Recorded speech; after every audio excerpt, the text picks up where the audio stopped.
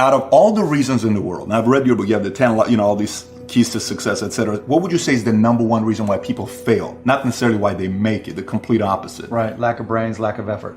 Lack of brains, lack of effort. Yeah, they don't do the work. They don't learn, when you walk in the room, when you start a business and you start to talk about somebody, you're never in a vacuum with no competition, unless you're just extremely lucky. And if there's going to be competition, that means somebody else knows your business as well as you do when you get started. And if you walk into a competitive environment and they still know more about the business than you do and more about your customers, you're going to lose. But most people don't consider that. They don't do the work. They don't learn more about their industry. They don't know even about their business. And so you've got to put in the effort to know more about your industry than anybody else. And that's the brains part, and that's the effort part as well. Because look, if you're competing with me, you better know what you're doing, otherwise I'm going to kick your ass, and you're not going to outwork me. And so, the combination is usually what kills businesses early on more than anything. Alluding to it earlier about entrepreneurs being born or built, and I think I knew I was wired to be excited about business. How or why, I don't know, but and there's certain guys that have the genetics to jump out of the gym, right? There's certain guys, that when they golf, they have the muscle memory and the discipline.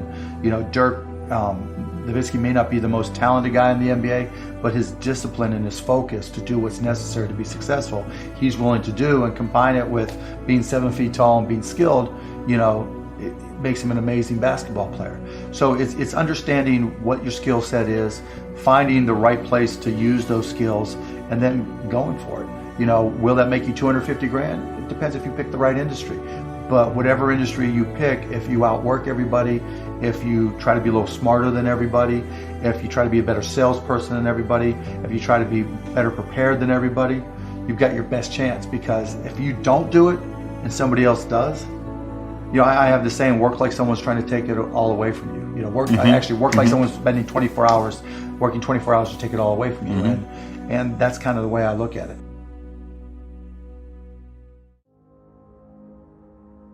I started my first business when I was 12. I was buying and selling baseball cards, buying and selling stamps, anything I could do to make money, I was hustling and trying to do. So I was into business, but I not so much where it was all my friends were into it with me, so they wouldn't know.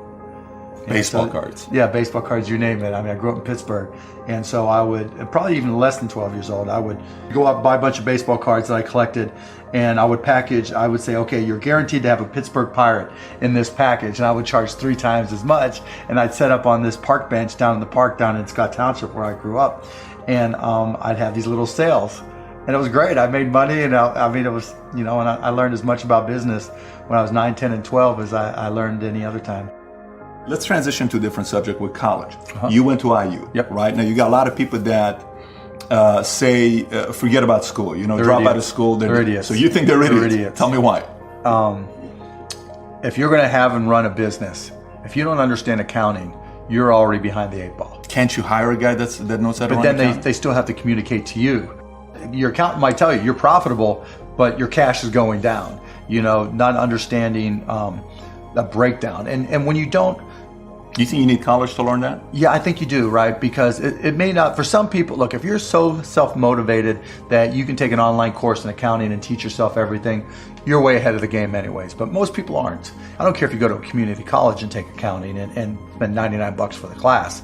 Just, spending the money forces you to be more obligated to do it. But accounting, finance, lesser extent marketing, sales if the school offers that. These are that's the language of business. And so while it's possible to teach yourself these things, and while it's possible to hire them, when you're starting your own company, you don't want to have to spend money hiring an accountant. Well, let me take that. If you've gone through all these classes, you probably don't have to hire a lawyer to incorporate, right? You can probably figure out yourself. And so your cost of opening up a business drops. But even more important than all that, that's the blocking and tackling. That's the language of business. The thing I learned at Indiana that was more important than anything else, I learned how to learn. And learning became far more important to me, because the one certainty in business is that it's always going to be changing. If you're not always learning, to this minute, if I'm not continuously learning, if I'm not just absorbing as much as I can absorb, someone else is going to kick my ass, right? So you talk about paranoia. the greatest source of your paranoia should be knowledge.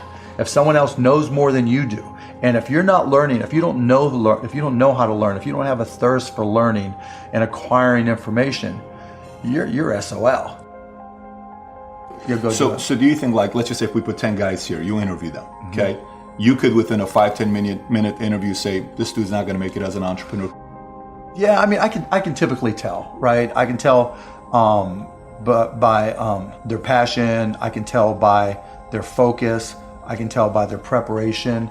You know, there's a whole realm of things in any business. Here's the business you're in, and here's 1,000 things that influence whether or not you're going to be successful.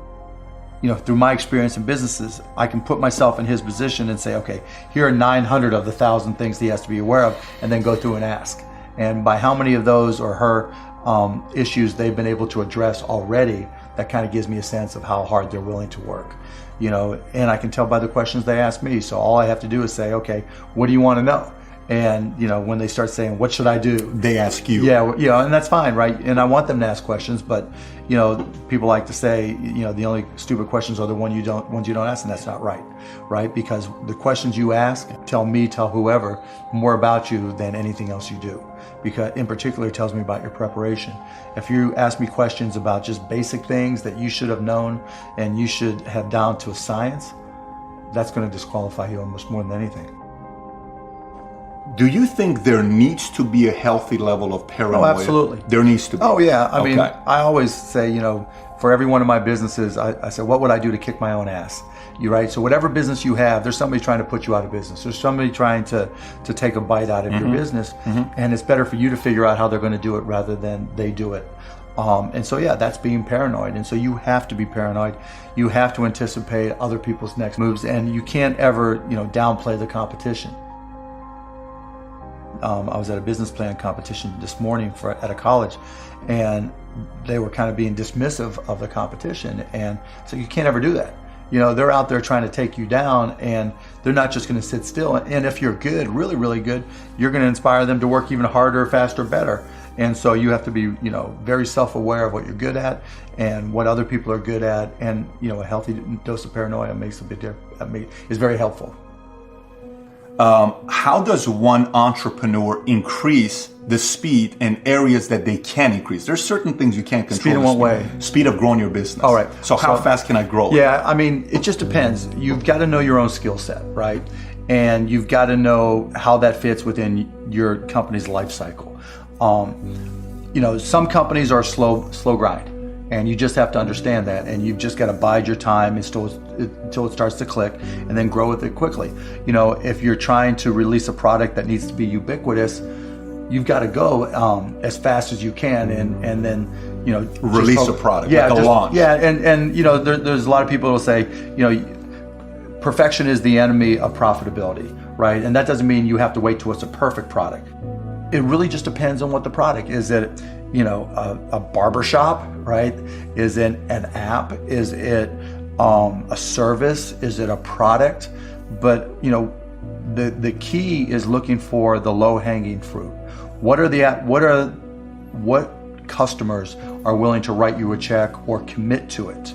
You know, so that they're willing to integrate it into their daily lives or integrate it into their daily business. And so getting a commitment either through time or revenue is typically what I look for. And so if I can get a commitment, then I'm going to be able to learn. I'm going to see how they use it. Do they sustain usage?